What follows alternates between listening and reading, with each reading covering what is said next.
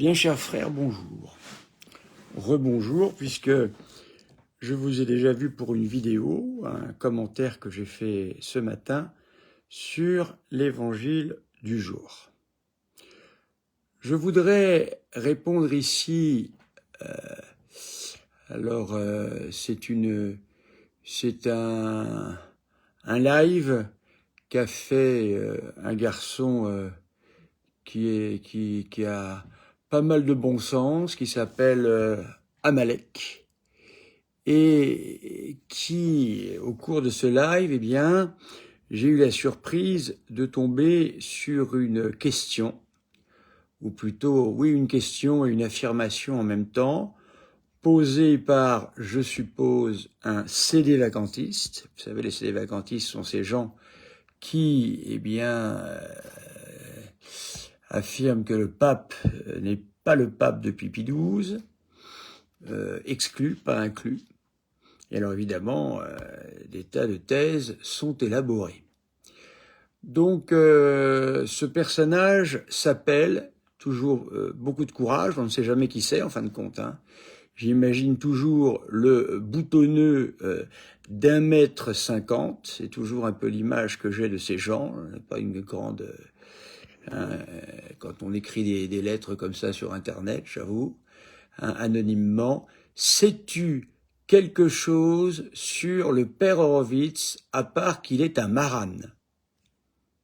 Première affirmation de notre ami érudit, plein de science, voilà, Holodomor 68, sans doute un proche de l'avocat sénévacantiste Abosi. Eh bien, tout d'abord, Holodomor, au nom incompréhensible, il a fallu que j'arrive dans l'Église catholique pour savoir ce qu'était un marane. Je ne le savais pas avant, je dois le dire. Alors apparemment, un marane, ce seraient tous ces juifs qui se seraient faussement convertis dans l'Espagne de l'Inquisition en particulier. Eh bien, je dois tout d'abord répondre que je ne me suis jamais caché d'être un juif converti. Jamais. Hein, mon nom n'a pas été transformé, c'est un nom typiquement juif, je ne m'en suis jamais caché. De plus, je ne viens pas, je ne sais pas s'il y a des maranes ailleurs, mais je ne suis pas sûr que les juifs d'Europe de l'Est, sauf erreur, hein, puisque, encore une fois, je ne suis pas un spécialiste de cette question, puisque cette question, je l'ai découverte en arrivant dans l'Église catholique, ce qui, reconnaissez-le, est tout de même un peu paradoxal. Hein, en tant que juif, je ne savais pas qui c'était, et maintenant, en tant que catholique, c'est là que je l'apprends. Alors non, cher monsieur, je ne suis pas marane. Ma conversion m'a coûté cher, très cher. J'en ai payé le prix. Je ne sais pas vous, combien est-ce que vous vous êtes converti, qui êtes-vous, je ne sais pas, puisque vous n'êtes qu'un nom anonyme, très certainement lié encore une fois à l'avocat sénévacantiste Abosi. Donc je l'ai dit, je ne suis pas un marane, non, je suis simplement un juif converti, comme l'était Jésus, comme l'était Saint Luc, non pas Saint Luc, comme l'était la plupart des apôtres, comme l'était la Vierge Marie, comme l'étaient tous les judéo-chrétiens du début de l'Église catholique. Voilà. Il n'y a que dans notre époque de corrompus et de gens totalement tarés, parce qu'ils sont tarés, il n'y a pas d'autre mot à dire que tarés. Le mot taré, vous le savez, n'est pas un gros mot. Hein. Être taré, c'est une plaque de métal qui n'est pas droite ou qui est un peu bancale. Donc quand je traite quelqu'un de taré, ce n'est pas une insulte. C'est simplement dire que cette personne est bancale. Alors il faut être à notre époque de gens bancals, tordus, pour s'étonner qu'il y ait des juifs dans l'Église catholique. C'est tout de même une chose extraordinaire, car la première église est intégralement israélite. Hein, il faudra attendre l'arrivée des pagano-chrétiens, eh bien, pour qu'il y ait ce mélange. Mais paradoxalement, le premier concile de Jérusalem, qui fut le premier concile de l'Église catholique, posait la question inverse, mon cher Holodomor. Voilà, j'ai du mal à prononcer ça. On dirait un nom de païen de l'Ancien Testament comme Nacubodonosor. Vous voyez, ça ressemble un peu à ça. Je ne sais pas, j'aimerais voir la tête de ce monsieur. Je pense que ça serait assez drôle. Alors, mon cher Holodomor 68, eh bien, je vous rappelle que dans la primitive Église, la question était inverse. Faut-il recevoir les marques du judaïsme lorsque un pagano-chrétien entre dans l'Église catholique? C'était les questions de l'époque. Et oui, vous l'avez, semble-t-il, oublié. Pourtant, vous ne devez pas manquer de culture, mon cher ami, pour en connaître autant. Donc, bien sûr, la question était inverse et la réponse a été que il n'était pas nécessaire de recevoir la circoncision, d'obéir à la loi, au moins dans une certaine partie, la loi de Moïse. Et non, la réponse a été donnée. Donc aujourd'hui, nous sommes dans une inversion totale, ce qui n'est pas étonnant puisque nous sommes à l'époque des inversions. Ce qui veut dire que être juif, immédiatement, tend à la suspicion. Celui-ci est juif converti. Est-il vraiment converti? Question redoutable. Eh bien, mon cher Holodomor, je peux vous assurer que vu le prix que cela m'a coûté, le prix en sueur s'entend. Attention, il faut préciser avec ces gens-là, en sueur, en perte d'amis, en perte de parents, etc., etc. Je ne sais pas si vous en avez fait autant pour suivre notre Seigneur. Donc non, je ne suis pas marane. D'ailleurs, il ne pose même pas la question. Il dit simplement, sais-tu quelque chose, à part qu'il est marane? Donc c'est une affirmation. Voilà un individu que j'aimerais bien voir en photo. Cela me plairait bien. Donc voyez-vous, c'était pour vous faire remarquer, mes bien chers frères, que les questions se sont inversées. Et oui, la grande culture de notre époque montre des gens brillants sur l'histoire du christianisme. C'est effrayant. Voilà. Alors la deuxième question est tout aussi intéressante, parce qu'aujourd'hui, voyez-vous, on aime mettre les gens dans des cases. Alors, dès que vous avez mis le type dans la case, vous avez la réponse, bien sûr. Donc comme ils m'ont mis dans la case marane, c'est terminé, je suis grillé. Tout ce que je vais dire est plus ou moins pour l'intérêt de la communauté israélite, voilà, je suis casé définitivement. Alors la deuxième question, donc, que penses-tu du débat avec Abosi sur Léon XIII? Alors, tout d'abord, ce n'est pas un débat, puisque j'ai simplement répondu à Monsieur Abosi. Et là aussi, voilà vraiment, j'espère qu'Abosi, Monsieur Abosi entendra cette vidéo et pourra de son côté au moins rectifier un certain nombre de choses, par simple honnêteté intellectuelle. Maître Abosi, je vous remercierai tout de même de rectifier auprès de votre cacique qui ici s'exprime que je ne suis pas un marane. Je pense que ça serait pas mal. Et deuxièmement, sur Léon XIII, là aussi, quelle inversion! Donc nous avons un personnage qui se prend pour l'élite de la foi catholique. Je l'ai dit plusieurs fois, pour moi, ces sédévacantistes sont ni plus ni moins que des cathares de la grande époque, c'est-à-dire que les cathares se prenaient pour les seuls vrais catholiques. Alors eux vont évidemment dire, comme inversion tout le temps des valeurs, que non, c'est nous qui ne le sommes plus, parce qu'il n'y a plus de pape, il n'y a plus d'ordination, il n'y a plus rien, et ce sont eux qui sont les vrais catholiques. Alors, vous vous prenez pour les meilleurs, pire que ça, vous vous prenez pour les seuls catholiques.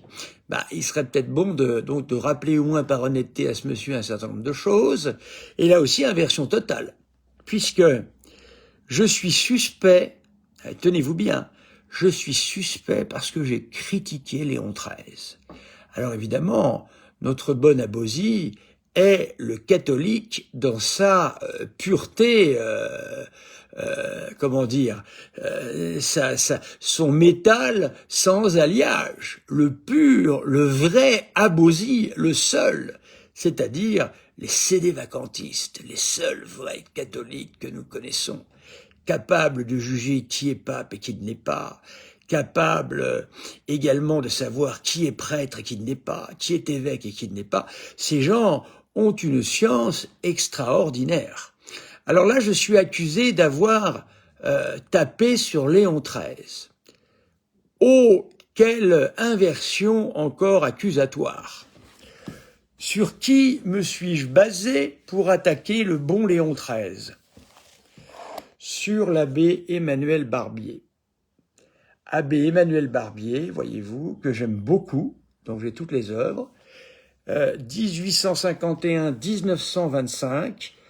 Pour moi, les gens de cette époque étaient beaucoup plus sérieux que ceux de notre époque, ce qui fait que je les suis beaucoup plus volontiers.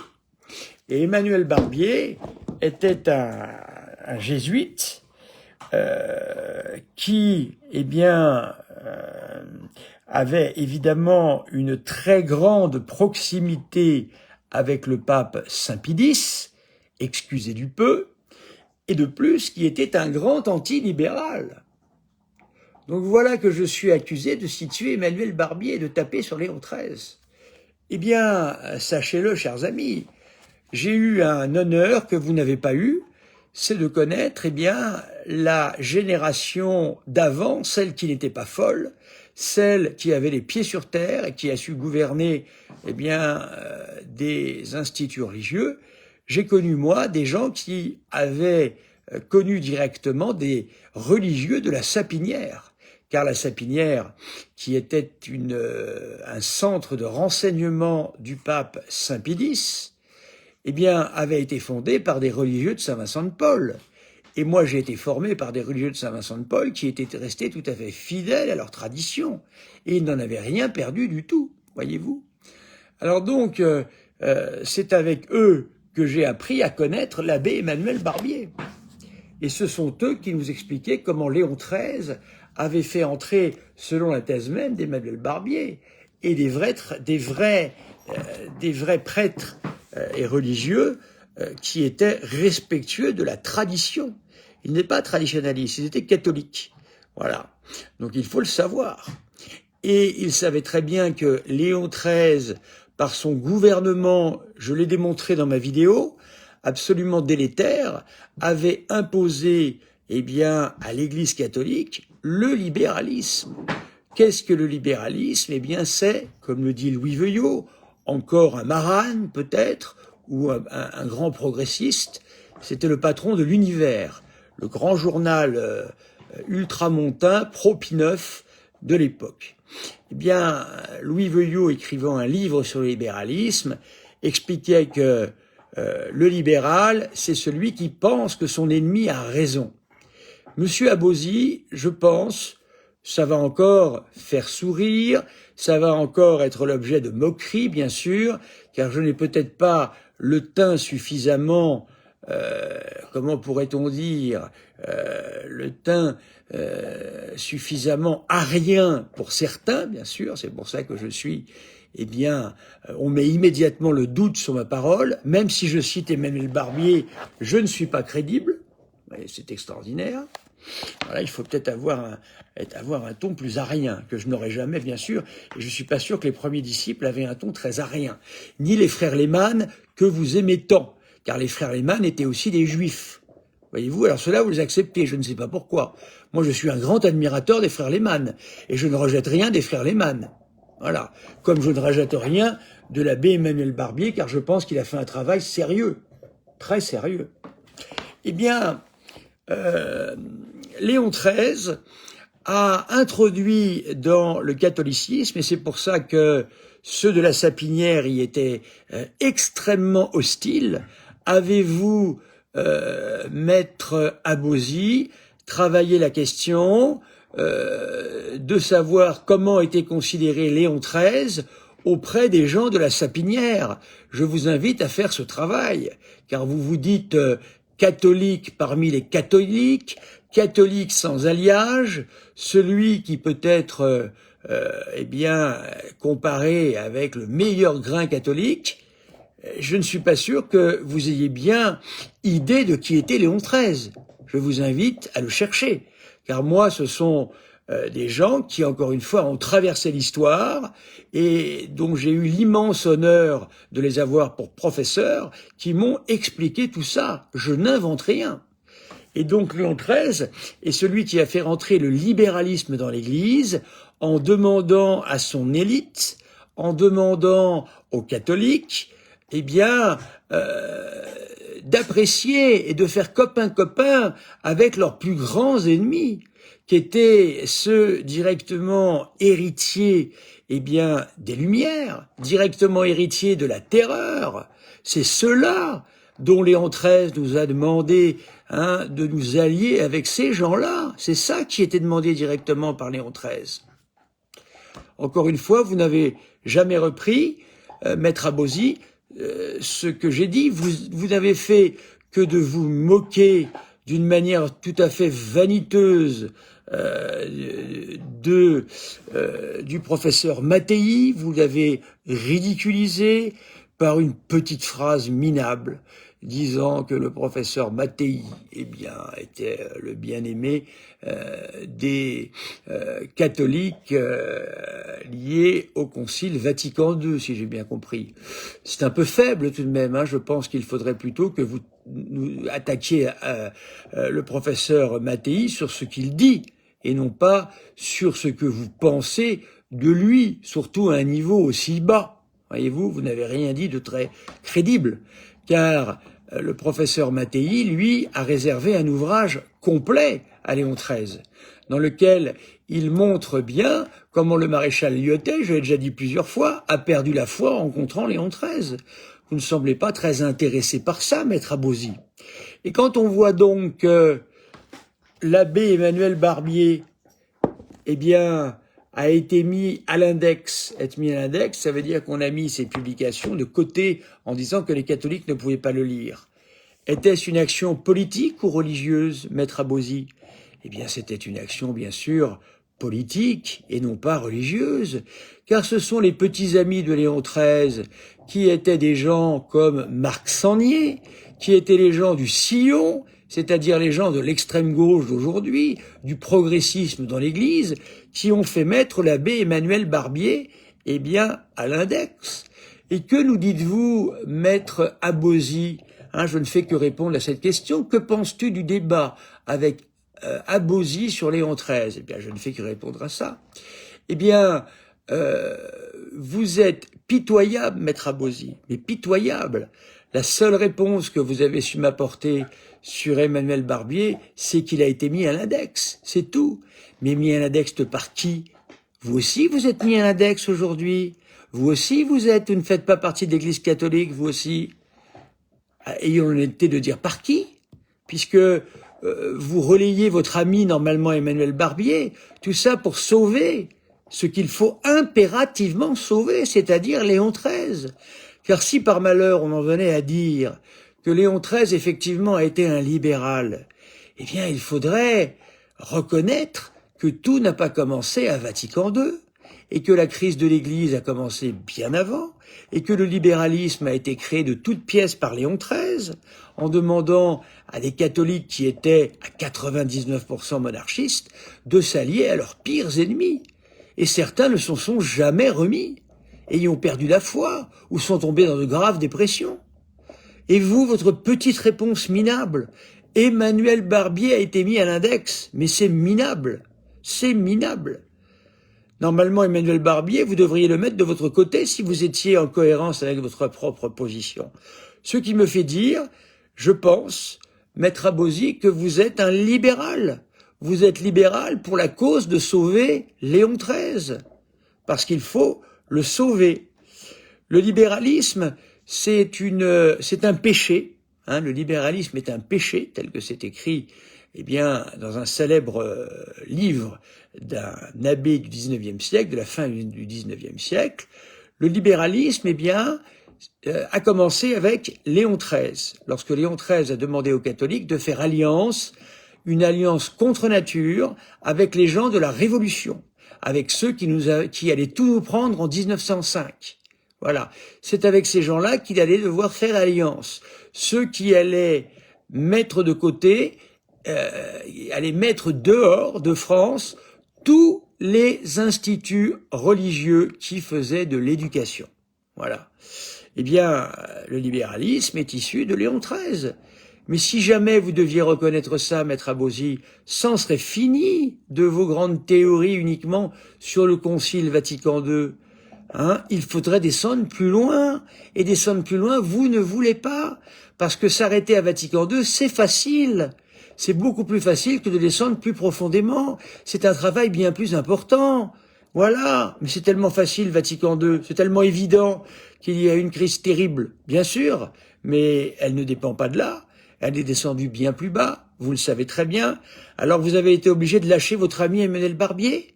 Voyez-vous, ça c'est un acte de libéral que de devoir se débarrasser de ses amis en chemin pour pouvoir sauver sa position. Vous avez dégagé Emmanuel Barbier à jamais, en rappelant que ce sinistre personnage, c'est moi qui le rajoute, avait été mis, eh bien, à l'index. Est-ce que vous êtes fier d'avoir dit ça, Maître Abosi? Êtes-vous vraiment fier? Donc voilà, chers amis, je vous montre une fois de plus une page de notre sinistre époque, où tout est inversé, où on raconte à peu près n'importe quoi, et où tout le monde se permet de parler. De quelle chair parle Maître Abosi, qui se dit lui-même un perroquet de la doctrine. Donc il n'a pas de permission de faire de la théologie, puisque ce n'est qu'un perroquet. Et vous n'avez jamais répondu à mes questions, Maître Abosi. Si je donne à un homme tous les codes civil, pénal, etc., procédure pénale, procédure civile, si je lui donne tous ces codes et que je lui fais lire tous ces codes, est-il capable d'en faire un florilège? Bien sûr que non. Vous vous êtes permis de faire un florilège sans savoir véritablement comment il fallait lire les papes, parce que vous n'avez pas reçu eh bien, l'éducation de cela. Moi, j'ai eu des maîtres et de grands maîtres dans le domaine. Vous n'avez eu personne, si ce n'est peut-être quelques abbés gyrovagues, à la vie qu'il ne faudrait pas trop étaler publiquement, tant elle est scandaleuse. Je pense au moins à l'un d'entre eux. Et ce sont ces gens qui viennent nous faire des leçons, qui viennent nous expliquer ce qu'est le sacerdoce, qui viennent nous dire ce que c'est qu'un prêtre. Ces gens qui font leur messe dans un garage à vélo, parce qu'il n'y a pas de place plus que ça, qui ont des évêques plus ou moins liés à eux, organisés, ordonnés ou sacrés par des évêques fous, Monseigneur Fontuc en particulier, et qui, eh bien, en a ordonné pas mal et qui avait perdu sa santé mentale. Et ce sont eux qui viennent nous faire des leçons sur qui est prêtre et qui ne l'est pas. Quand Maître Abosi, allez-vous répondre à l'intervention que j'ai mise sur ma chaîne de l'abbé Barthes, qui vous explique comment le cérémonial de l'ordination des évêques est tout à fait valide? De quelle chair parlez-vous, Maître Abosi? Est-ce que vous avez un pape dans votre secte? Avez-vous des évêques validement ordonnés, c'est-à-dire pas par un évêque fou? Tout de même, il faudrait peut-être un jour répondre à toutes ces questions, qui me paraissent des questions très importantes. Alors aujourd'hui, voyez-vous, on se permet de me critiquer encore, voilà. Je suis un marane, je ne connais pas la théologie apparemment, puisque jadis les judéo-chrétiens étaient supérieurs aux judéo-païens, et maintenant c'est l'inverse. Ça a été condamné, que les judéo-chrétiens n'étaient pas supérieurs aux judéo-païens, bien sûr. Mais aujourd'hui, on est en train de nous expliquer, et c'est bien là le drame de l'époque, et c'est ce que vous nous dites, Maître Abosi, d'une certaine manière, c'est ce que nous dit en tous les cas Holdo Boumor 68, que les judéo-païens sont bien sûr supérieurs aux judéo-chrétiens.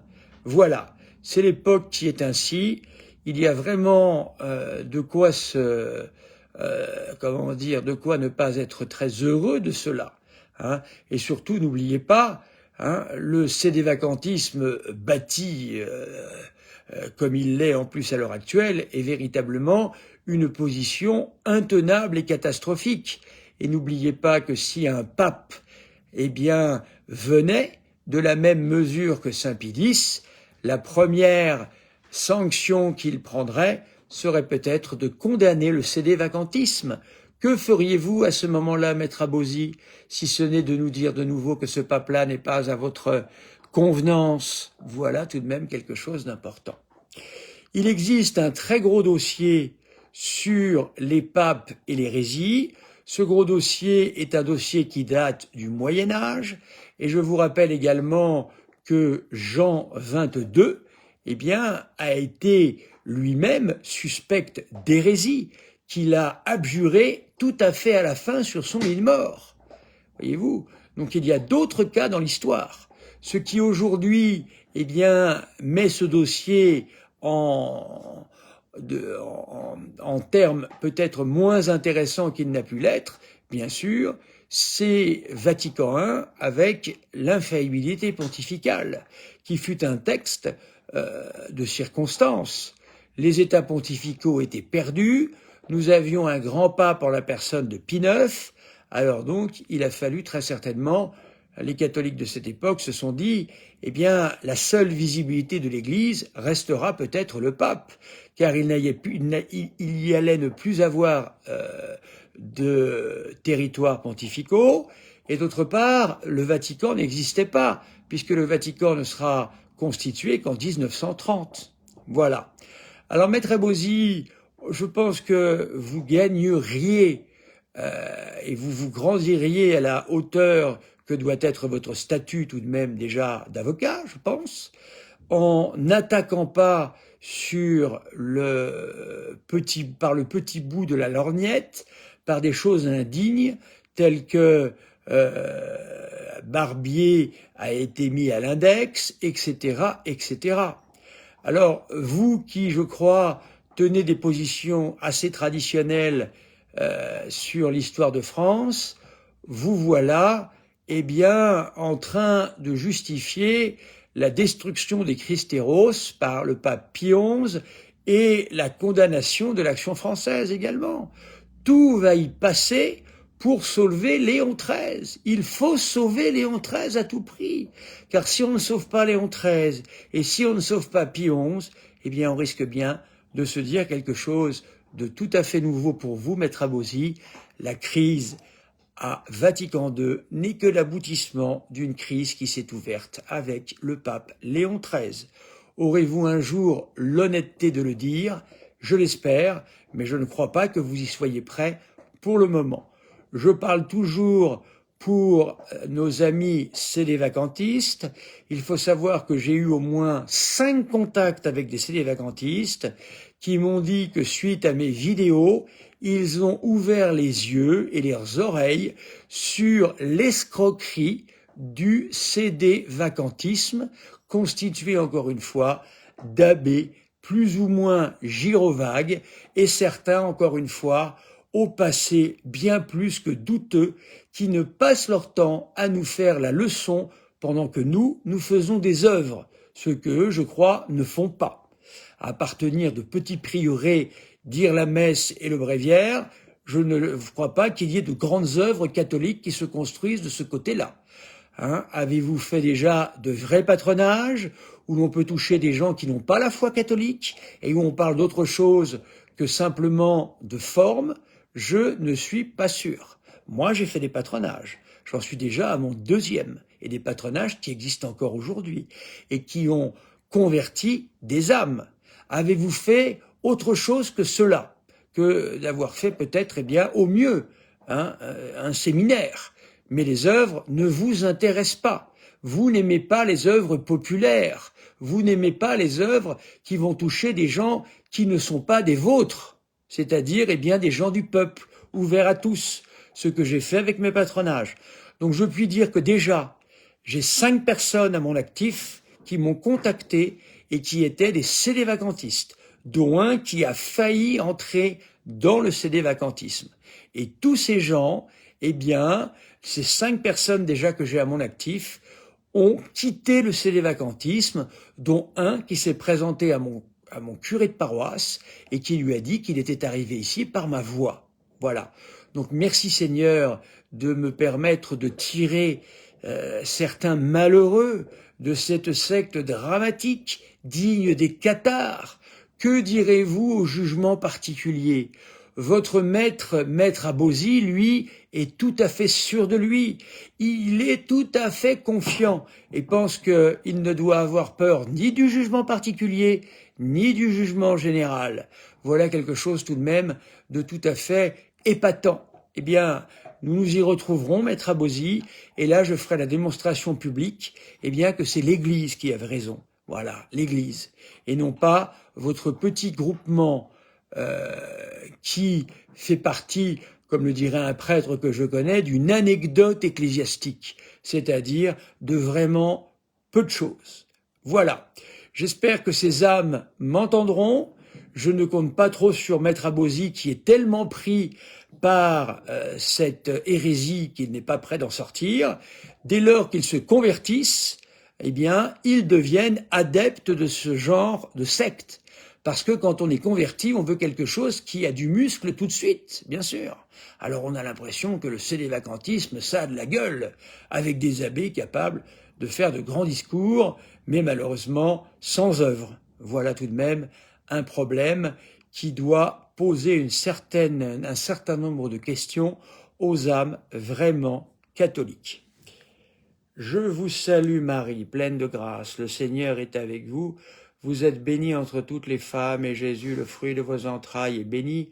Sainte Marie, Mère de Dieu, priez pour nous pauvres pécheurs, maintenant et à l'heure de notre mort, ainsi soit-il.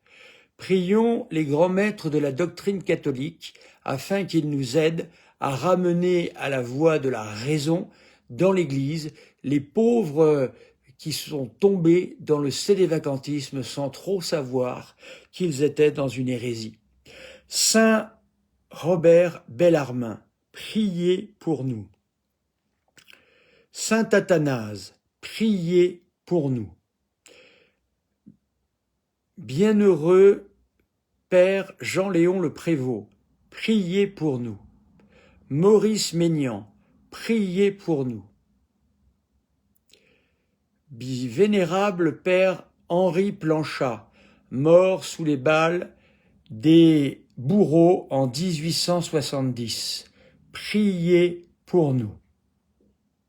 Saint Vincent Ferrier, priez pour nous. Que le Seigneur Tout-Puissant vous bénisse, le Père, le Fils et le Saint-Esprit. Amen. J'espère être quelque peu entendu. À bientôt.